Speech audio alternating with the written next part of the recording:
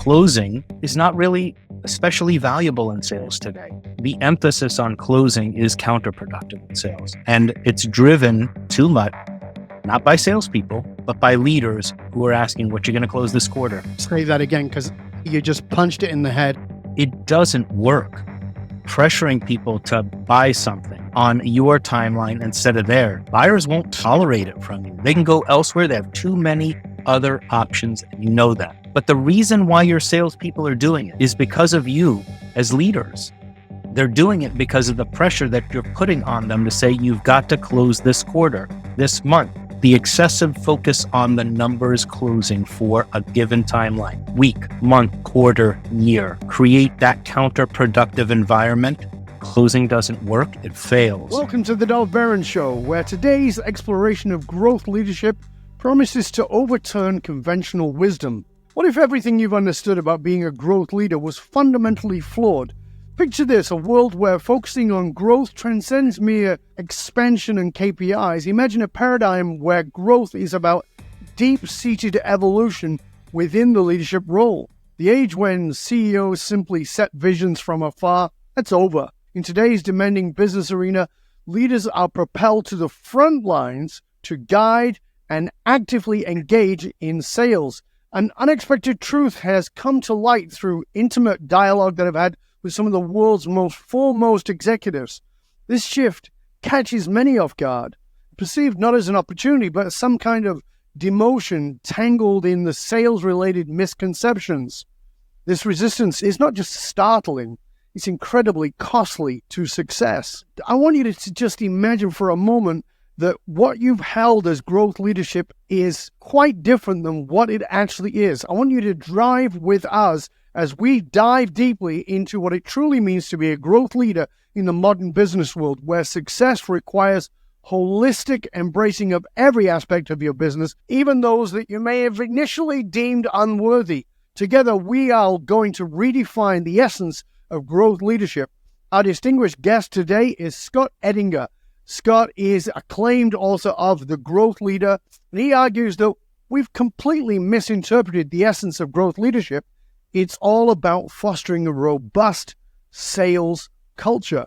For those committed to mastering effective growth leadership, this conversation is just for you, so stay tuned, because you're going to love the next 2 episodes of the Dov Baron Show. Stay curious, my friends, stay curious, and welcome to the Dov Baron Show. Come for the stories, stay for the learning. Join the movement of deeply curious learners by hitting that subscribe button right now. The Dov Baron Show, it's not just another podcast, it's your passport to unparalleled insights. Each episode features the wisdom of global leaders, scientists, entertainers, philosophers, theologians, and journalists, from astronauts who've traveled the vastness of space to presidential candidates trying to make sense of the world on the brink. We dive into the most intriguing minds. The next 2 episodes, our guests, stories, and insights are going to captivate and inspire you. So hit that subscribe button to become part of our global community today. Our special guest today is Scott Ettinger. He's a renowned expert whose life story is as inspiring as professional insights. Scott's journey is nothing short of remarkable, having transformed from a high school near dropout to a respected author whose voice has graced the pages of the Harvard Business Review over 40 times. His literary contributions include national bestsellers, The Hidden Leader and The Inspiring People books. They've both reshaped the understanding of leadership. Not only has Scott's work been featured in Harvard Business Review's Guide on Professional Growth and Productivity, but his insights have also climbed to the ranks and earned the accolades of Wall Street Journal and USA Today bestsellers. Today, Scott brings his sleeves rolled up approach to guide leaders on merging strategies, leadership, and operational tactics to spur significant growth within their organizations. Join us as we welcome a true beacon for leadership worldwide, ready to enlighten us with the strategies of his new book, Growth Leader. Get ready to elevate your leadership game with insights from one of the most astute minds in business growth today. Turn up the volume and help me to welcome Scott Ettinger. Welcome, Scott. Thank you, Dov. Thank you. The sleeves are metaphorically and actually rolled up. Ready to go, man. That's awesome. Yeah. Listen, Scott, you and I have had some great conversations before. I know you've done amazing things, and I want to get into all the things that you've done and what are you proposing that really is reshaping the way we look at growth leadership, because you point out some really interesting understanding of what it is that is so different than the way we've looked at it. But as always, I like to start with you. On the surface, there you are, bestseller list, Harvard Business Review. That didn't happen overnight. There's a story there that is your emotional source code. It has given us context for those accolades. Can you start by just giving us a little bit of context of your emotional source code? Yeah, that phrase, I like that phrase, the emotional source code, because there's a lot of fuel here. So you and I have talked about this some before. I grew up in a lot of chaos. I never knew my dad. My mom and I were broke and living in a trailer park. And when I was 8 years old, she left. So I dealt with a lot of trauma and all kinds of abuses, ended up in a very complex, bizarre intra-family adoption to my aunt.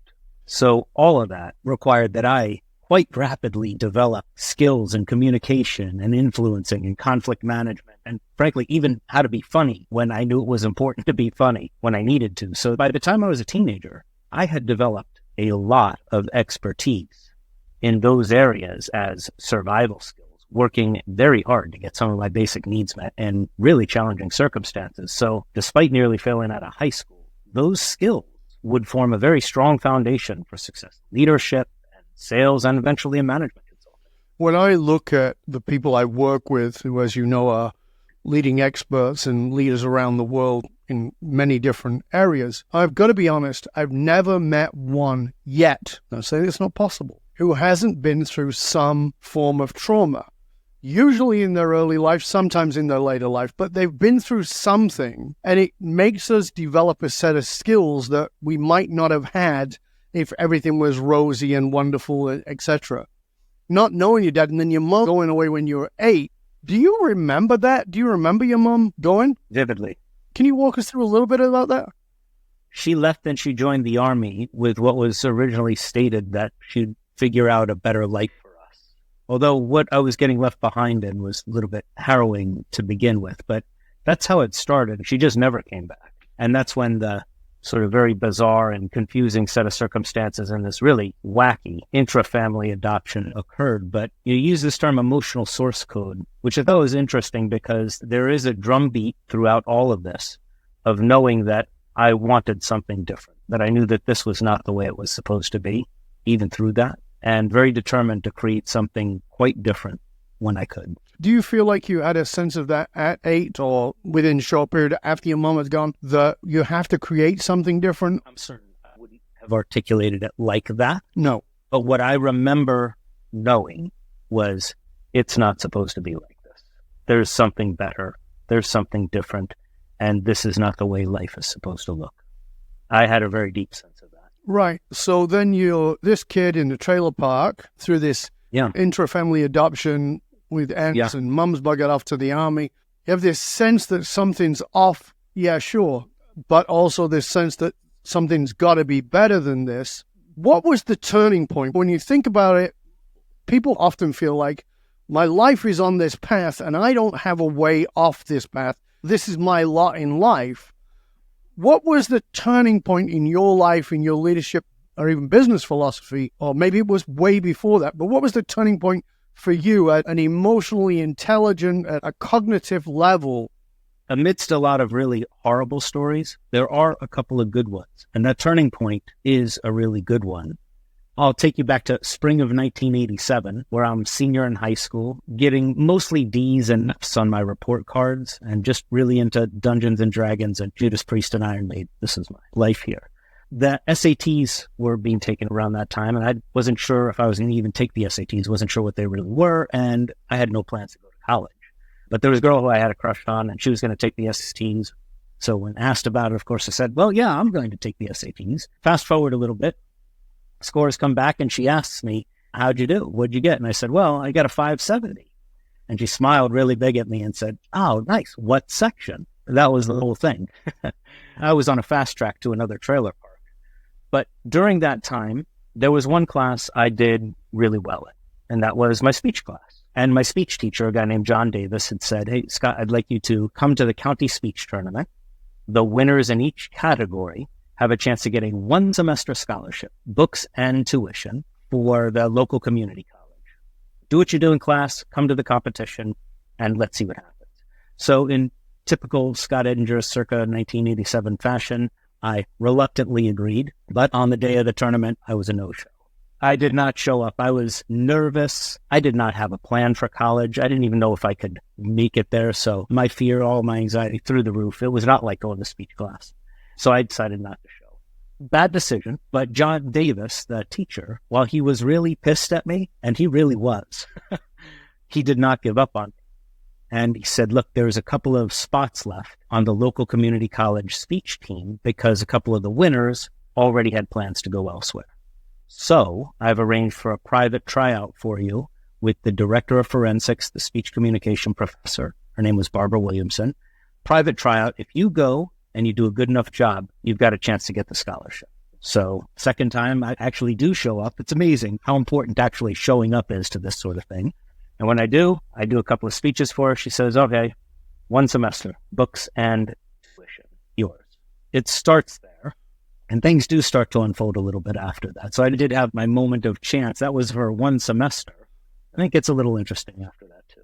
Before we get there, before we move forward, just this, you're into heavy metal, Judas Priest, Dungeons and Dragons, and you're failing out of school. You and I both know you're a very bright man. Not too many others thought so. No, but that's my point. Yeah. That's entirely my point. So you're not showing up as a bright individual at that time. Was the conditioning around you that you were not bright? Was the conditioning around you that you were bright but lazy? He doesn't pay attention and he's lazy. Or was it something else altogether?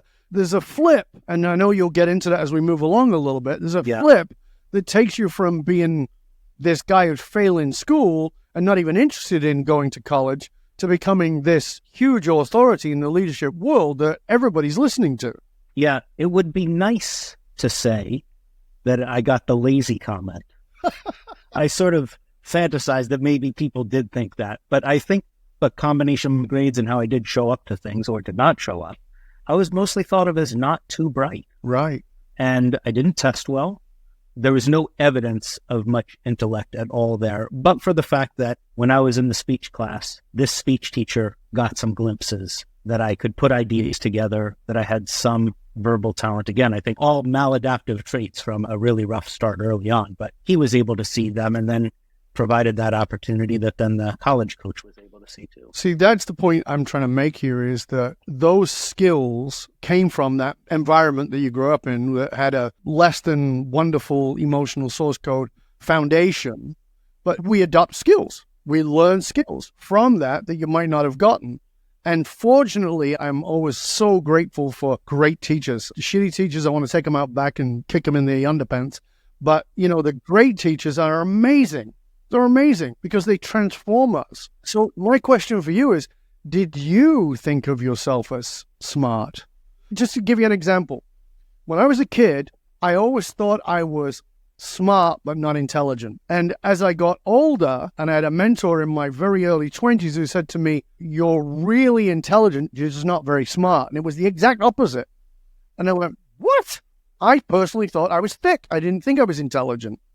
But I thought I was smart because of the childhood I had, that I'd learned to work around things. And he told me, no, you're the exact opposite. You're highly intelligent, but you're not very smart, and you need to learn to be smart. How did you think of yourself? I think I got a lot of external feedback in the environment that I was dumb, that I was not too bright, truly.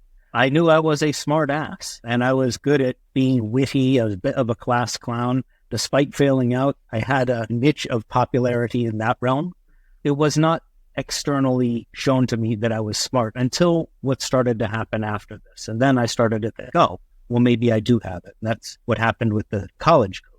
So walk us into that part, because I believe from our conversation, that's the catalyst to who you have become, is that college teacher. Tell us a little bit about that leads to this journey. So I have this gift of an opportunity for a kid that has zero chance and zero funds and zero opportunity to go to college. I have a 1-semester book and tuition scholarship on speech team. Now, of course, I had to get to school and figure out classes and all of that, but spent a bit of time preparing for speech tournaments. We'd go to these tournaments. And for the first one, I showed up for it. But I think for everybody listening here, you could think of moments in your life where you showed up for something, but not really, where you didn't prepare, you didn't give it your all. You were there kind of, but not really. And that was me at our first college tournament. And I finished dead last in every category. Like I was the worst person, last in every category. And I remember feeling pretty awful about that. And after a very long drive back with the coach from the team, we're all unpacking our stuff. And she took me aside for a moment. She said, I don't get it, Scott. You have some talent here and you have an opportunity in front of you that was given to you. I don't get why you're not using it. And she walked away. And I remember feeling humiliated and embarrassed. And I feel it now, like on the verge of tears then. Like, oh my gosh, you're about to blow it. So that was a turning point for me. I buckled down. I started writing speeches. I was practicing speeches constantly. I did start to develop a fascination with how ideas are put together as I was doing all of this. And then at our tournaments, I started to actually win that first semester. I started to win. And the coach said, keep winning. I'll extend your scholarship. You can finish your 2-year degree and get that associate's degree. You can finish it. And then I started really winning and finishing in first places. And by the end of that, I guess freshman year, almost a year removed from the speech tournament in high school that I didn't show up to, I was at the national championships, competing with students from around the country, took 2 bronze medals. And that's where things started to fall into place. I was like, oh, I can work hard. I have enough talent. I might have enough smarts to do this. Things started to change then.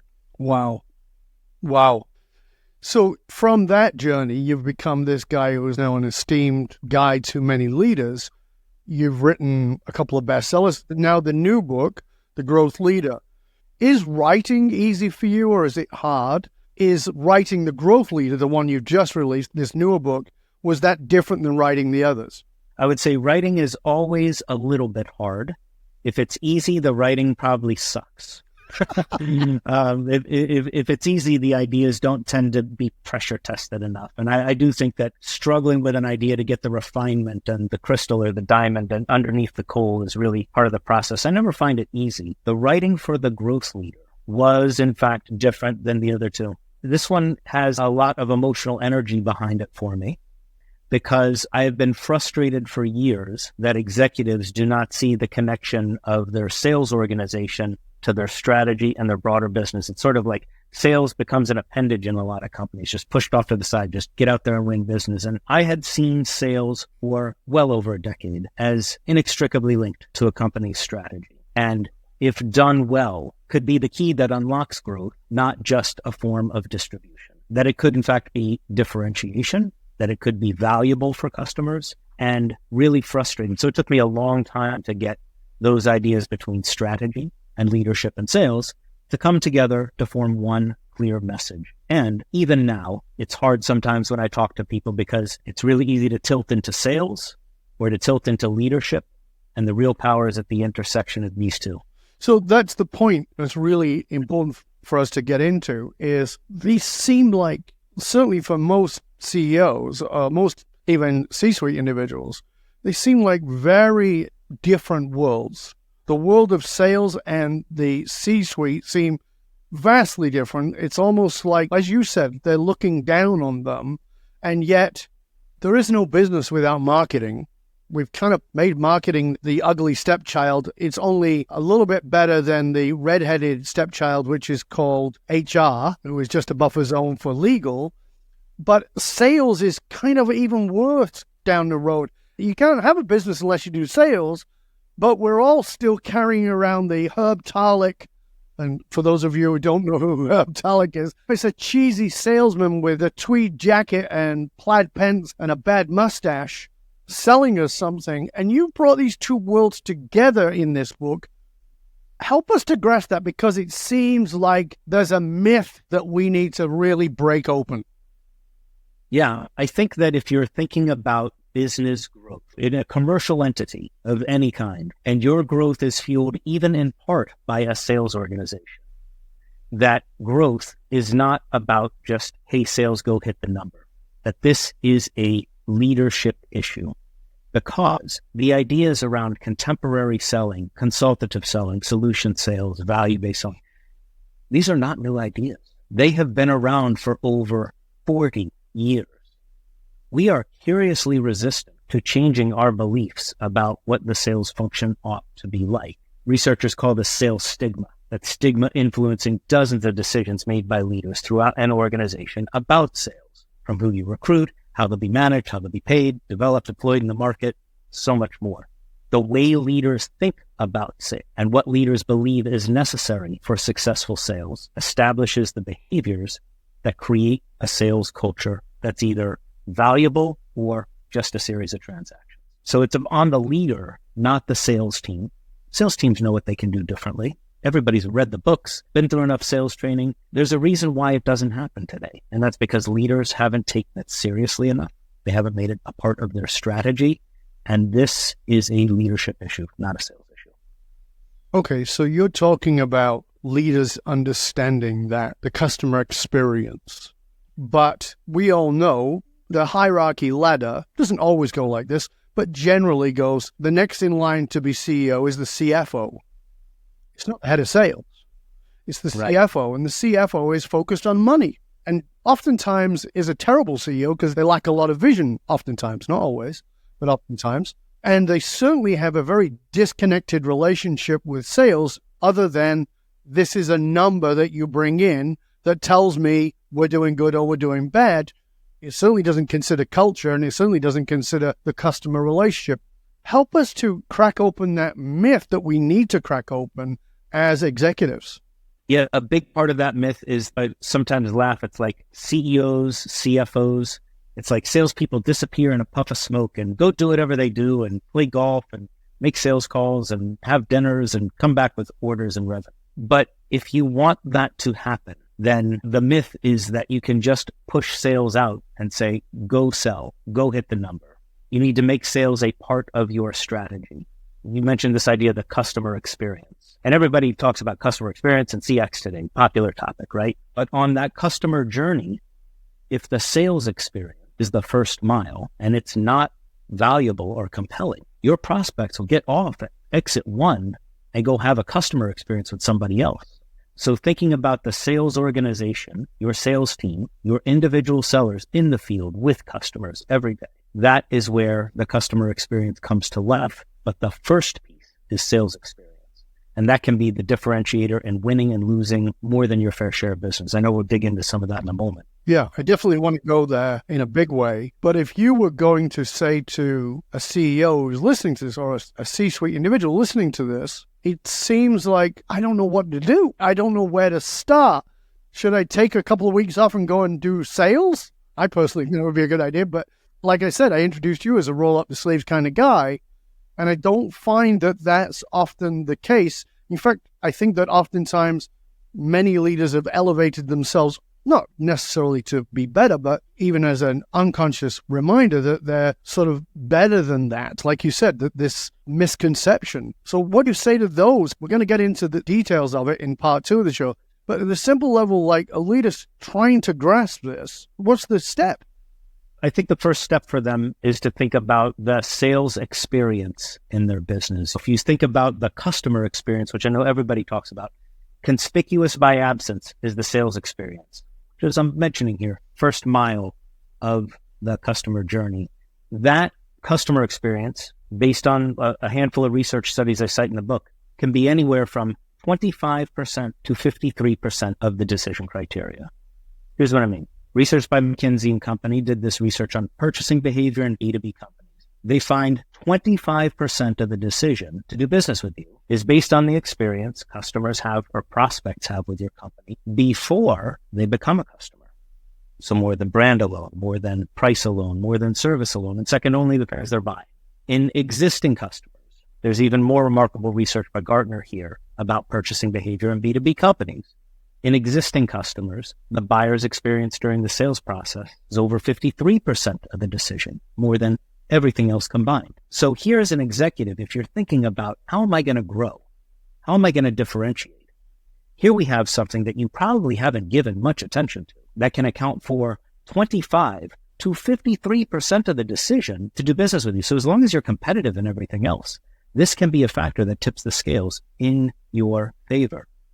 Like I said, I want to get into the details of this and the nuts and bolts as we get into part 2. But here, as we sort of close up this piece, because I think there's a confusion for people in this customer experience piece versus the sales experience piece. I don't think there's a distinction in most people's heads, is that the sales experience is something that happens before there is a sale, and a customer experience is after that sale. Absolutely. In fact, most customer experience efforts are focused on what happens after someone becomes a customer. And yet here we have a huge part of the decision factor that's based on what happens before or while they are an existing customer, deciding whether to continue. Right. And that's where I want to go in part 2, is because this is the really important piece that I think you very clearly point out in the book, is what is that sales experience? I think that we go, well, isn't that marketing? If it's before the customer experience, isn't that a marketing experience? And I want you to sort of unpeel that and unravel that onion for us so we can have a look inside of that and bust through some of these myths. But before we do that, we've already come to the end of part 1. Thank you so much for being with us. And thank you, Scott, for all that you've shared. And appreciate your genuine vulnerability in part 1 of the show here to share with us what life was like in your emotional source code. Please tell people how they can find out more about you, about your books, multiple books, and all the wonderful resources that you have. Yeah, I do my best to make it easy to be found. So just my name, Scott, S-C-O-T-T, Edinger, EDINGER.com. That should get you everything you know. If you hang out on LinkedIn, I go there now and then, retain a presence on LinkedIn. You can find me then. I'm easy to connect with there. Do a live stream once a month and that sort of thing. But all my contact information on the website. You've got books, over 100 articles, videos, and such, all available at no charge, extra resources. Fun stuff. Beautiful. And we'll make sure that all the links are published in the show notes, not only to Scott's site, but to LinkedIn, etc., and where you can find the book. We'll make sure that all that's posted. I hope that you're enjoying part 1 of our delicious conversation with Scott Edinger. He is the author of The Growth Leader, and we're going to dive into part 2 of this sales experience that takes place before the customer experience and how you may have sort of glued those two things together or made them separate by marketing and then the customer experience. But in between is this sales thing that we've really got to understand, particularly as leaders and executives who are looking to grow ourselves and our organizations. And as I said at the beginning, many of the leaders I'm speaking to today are telling me I've got to generate sales, and they're blown away. We're going to dive into all of that and much more in part 2 of the show. So stay curious, my friends. Stay curious. We're going to be back in just one click.